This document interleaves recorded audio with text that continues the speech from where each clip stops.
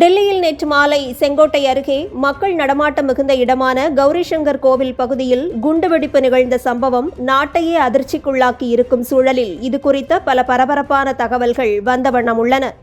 குண்டுவெடிப்பிற்கு காரணமானவர் ஒரு மருத்துவர் என்று கூறப்படும் சூழலில் அவரது தாய் மற்றும் உறவினர்கள் விசாரணை வளையத்திற்குள் கொண்டு வரப்பட்டுள்ளனர்.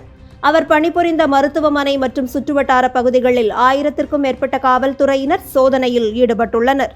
குண்டு இருந்ததாக கூறப்படும் i20 ரக கார் ரெட் சிக்னல் காரணமாக மெதுவாக நகர்ந்தபோது வெடித்து சிதறியதாக தகவல்கள் தெரிவிக்கின்றன. வெடிப்பொருளின் தன்மை, வெடித்த காரில் இருந்தது யார் என்றெல்லாம் விசாரணை மேற்கொள்ளப்பட்ட சூழலில் காரின் தற்போதைய உரிமையாளர் காஷ்மீர் புல்வாமா அருகே ஷம்புரா எனும் கிராமத்தைச் சேர்ந்த தாரிக் என கண்டறியப்பட்டிருக்கிறது. குண்டுவெடிப்பிற்கு முன்னதாக அந்த கார் சுங்கச்சாவடியை கடந்ததை வைத்து அதை ஓட்டி வந்தவர் உமர் நபி என்ற நபர் எனவும் அடையாளம் காணப்பட்டுள்ளது. இந்த கார் நேற்று 3 மணி நேரமாக செங்கோட்டை அருகே இருக்கும் ஒரு பூங்காவில் நிறுத்தி வைக்கப்பட்டு பின்னர் 6:30 மணியளவில் குண்டுவெடிப்பு நடந்த இடத்திற்கு வந்திருக்கலாம் எனவும் தெரிவிக்கப்பட்டுள்ளது.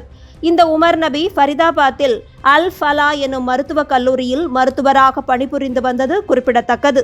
சில நாட்களுக்கு முன்னர் டெலிகிராம் குரூப் மூலமாக தீவிரவாத நடவடிக்கைகளில் ஈடுபட்டு வந்த சில மருத்துவர்கள் ஃபரிதாபாத் மற்றும் குஜராத் பகுதிகளில் கைது செய்யப்பட்டனர். இதன் பின்னர் உமர் தலைமறைவாக இருந்திருக்கிறார். குண்டுவெடிப்பு நடந்த இடத்தில் அமோனியம் நைட்ரேட்டின் தடயங்களையும் அதிகாரிகள் கண்டறிந்துள்ளனர். கடந்த ஒரு வார காலத்திற்குள் நாட்டின் பல்வேறு பகுதிகளில் பல தீவிரவாத இயக்கங்களுடன் தொடர்புடைய நபர்களும் வெடிமருந்துகளும் கண்டுபிடிக்கப்பட்டு வந்ததும் குறிப்பிடத்தக்கது.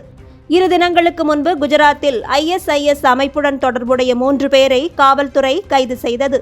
இவர்கள் ரேசின் எனும் கொடிய நச்சுப்பொருள் மூலமாக பேரழிவு தாக்குதலை நடத்த திட்டமிட்டிருந்தது விசாரணையில் தெரிய வந்திருக்கிறது. ஃபரிதாபாத் பகுதியில் ஒரு மருத்துவரிடமிருந்து சுமார் 2900 கிலோ வெடிபொருள் மூலப்பொருட்கள் கைப்பற்றப்பட்ட சூழலில் இவர்கள் அனைவரும் ஜெய்ஷ்-இ முகமது, அன்சார் கஸ்வத் உல் ஹிந்த் ஆகிய இயக்கங்களுடன் தொடர்பில் இருந்திருக்கலாம் எனவும் அறிய முடிகிறது. நமது நாட்டிற்குள் வசித்துக் கொண்டு நமது வளங்களை பயன்படுத்திக் கொண்டே நமக்கு எதிராக பயங்கரவாத செயல்களில் ஈடுபடுவோர் இங்கு ஊடுருவி இருப்பதை மக்கள் மறந்துவிடக்கூடாது. சுற்றி நடக்கும் விஷயங்கள், சுற்றி இருப்பவர்கள் என எந்த சிறிய சந்தேகங்கள் தோன்றினாலும் உடனடியாக மக்கள் சரியான இடத்திற்கு தகவல்களை பகிர்வதன் மூலம் பெரிய அசம்பாவிதங்களை தடுக்கலாம் என்பதையும் மக்கள் நினைவில் கொள்ள வேண்டும்.